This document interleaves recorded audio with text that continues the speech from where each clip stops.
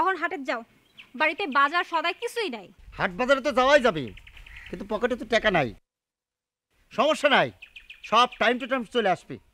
সেটা তো বুঝছি, টাইম টু টাইম সব পাওয়া যাবো, কিন্তু তোমার কাছে কি টাকা আছে? টাকা তো নাই। এখন কি করবা? হলাত নিবা না? যাও হলাত নিয়ে আসো। এইটা হচ্ছে তোমার সমস্যা। আমি ক্যাঙ্কা করে ম্যানেজ করবো সেটা আমি জানি। ঋণ করবো না, ধার করবো না, কি করবো, চুরি করবো সেটা আমি ভালো করে জানি। দেখো, সব কিছু তো বাড়াবাড়ি ভালো না।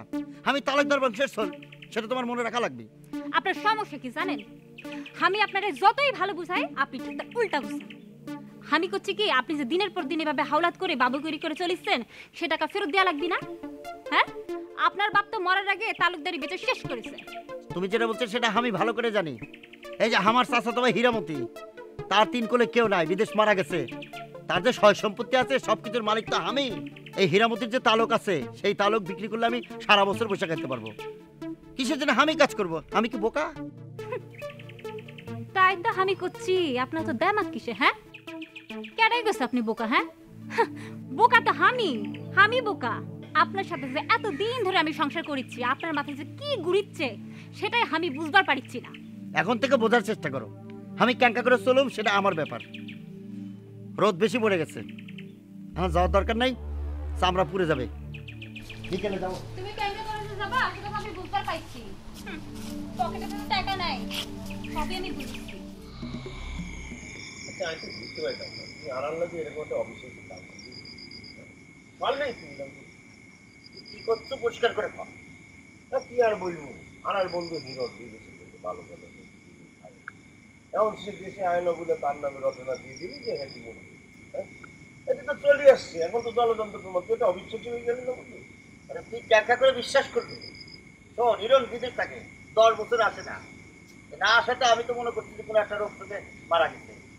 মানে আমার এই কথা সব 10 জায়গায় ছড়ায় বেড়াচ্ছি যে হিরো নেই, মারা গেছে। আচ্ছা, মুরগি যে মাছ আমার পুকুরে, আর এটা হলো লাবড়া। খাও। এগিন খিয়া এগিন দিয়ে কি খাওন যায়নি? লাবড়া সাবড়া বাবড়া কি কি রাইছে? এই পাশা পাশা পাশা, আমি ব্যবস্থা করছি।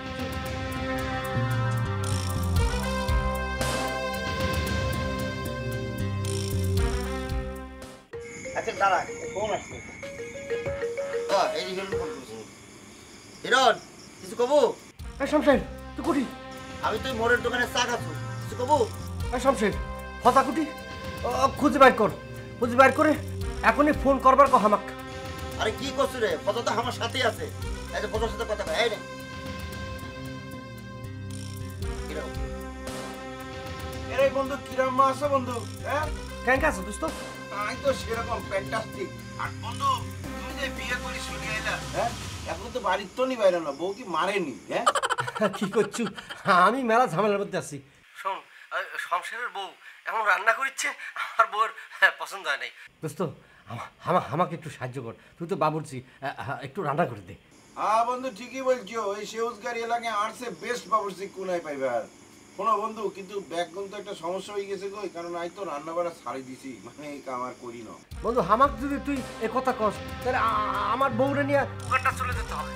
তুই চাস দোস্ত, তোদের সাথে সময় না কাটিয়ে কথাবার্তা না কয়ে আমরা ওই ওখানটা চলে যাই। বন্ধু, আমি তো রান্না বাড়ার কাজ ছাড়ি দিছি বন্ধু, আমি তো পারবো না বন্ধু। এত কথা ফোনে কওয়া যাবে না দোস্ত, এই রাতে চলে আয়, তোর সাথে রাতে কথা বলে বাসা।